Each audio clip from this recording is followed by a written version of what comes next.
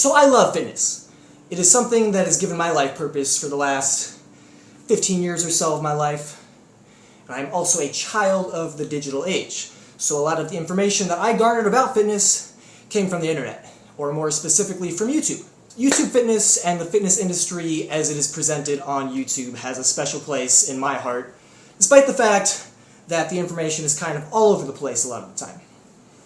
I mean, it is partially responsible for a significant number of personal successes and failures that I've experienced. You've got a bunch of different charismatic influencers, many of which have some approach that'll separate them from the others. Whether that approach is a gimmick or something worth listening to, there's a lot to consider. And within all the competition for information, it is still a community, an often divisive one, but a community nevertheless. With any sizable life goal or aspiration, there is a responsibility. If one chooses to live a life as an influencer, as a role model, as a voice for a good cause, there is a responsibility. If you are providing a service or advice, there is a responsibility. But of course, you need to get something for your troubles. No one is going to be an influencer for free. You need to make a living to sustain yourself, and thus sustain your business, brand, or voice. Before stumbling upon Coach Greg, I was kind of fed up with YouTube fitness, and that's not to say that there wasn't any good information being put out there, but I really felt like fitness had lost its way. There were far too many people who were neglecting their responsibility in service of making more money. The first Greg Doucette video I watched, I did not really care for him. I was very put off by his approach, or so I thought. I'm not quite sure why I went back for more, but I'm glad I did. Greg may be an acquired taste for some, but for those who know best, it is clear that he only wants what is best for the industry, as well as what is best for the health of the world. There was an honesty about Greg, and if that's going to be your shtick going in, you damn well better make sure you can deliver. And Greg has not given me a reason to believe he isn't trustworthy. He's often a brutally transparent person, which I believe is one of the top 3 most important qualities for an influencer to have. He's a very fact-checkable guy too, so it's not just blind following. He's been honest about his PED use, his troubles with the law, his training, his nutrition. It's all very consistent, very no-nonsense, which was refreshing as hell for me. We've been riddled for so long with this gimmick and that gimmick.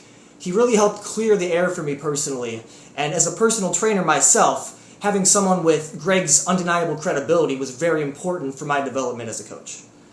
Instead of preaching about fad diets, he preaches calories in versus calories out, and even gives out low-calorie dense recipes to help keep his followers on track. And instead of touting some bizarre training regimen, he promotes progressive overload, time under tension, cardio, and actually enjoying your workouts. And he doesn't spew lies about bulking and cutting. He instead promotes eating within your means, not too much, not too little. It is largely because of Greg that my training improved, my diet improved, and I even save money when I go out to the grocery store. I also get a daily dose of entertainment because the man posts at least a video a day. And yes, Greg does do a lot of natty or nots. But to be honest, I don't know how natty or nots are inherently bad or even strictly entertainment value. Greg has engulfed himself in the industry for decades. He was successful as both a natural and unnatural athlete. He's trained with many different athletes. I mean, if I'm going to trust anyone in regards to a natty or not, it's going to be someone like Greg. And that's not to say that he is going to be right 100% of the time, but he has an opinion that is definitely worth considering. And perhaps less for myself and more for those who might not know better, there is a great benefit to having videos that call out fake naturals, or at least speculate. To me, this is a no-brainer. If an influencer is going to use their platform and information to sell something, it is crucial that those being influenced know what is realistically achievable. This can save time, money, stress, and even help prevent injuries. Because fake naturals, they can set up unrealistic expectations that can be both physically and mentally detrimental to impressionable people. And when I was coming up, I was one of those people. Recently, Greg's respectful analysis of Cali Muscle's natty status sparked huge drama for some reason. And now some people are trying to take Greg down, and for what? Because of their own insecurities, their own dishonesty, I don't know. But from this fan's point of view, the backlash has been deplorable. Some of the people are really making a mountain out of a molehill that are these Natty or Nots, or Greg as a whole. Look at how Russell or he or Brandon Carter responded to their Natty or Nots. That's how you properly counter. That's how you keep things civil. That's how you keep this a respectable industry. The drama consists of lies, name-calling, even girlfriend shaming, and a lot of other ridiculous, childish behavior. This is not a good look for the industry.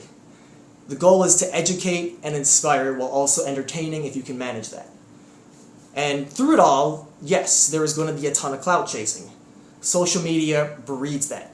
It is really the only way you can go anywhere if you want to make a living online. And yet, Greg chased some clout, just like everyone else, just like I'm partially doing right now. The bottom line is Greg is doing super well, and his business model is undeniably brilliant.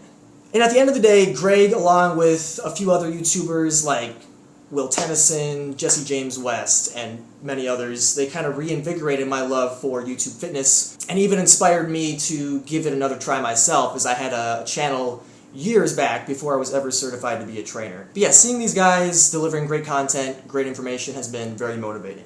So that's another pro. Anyway, those are my general thoughts and feelings. Feel free to give me your 2 cents down in the comments, if anybody even watches this. Also, like and subscribe if you found this thought-provoking or helpful in any way. Thank you.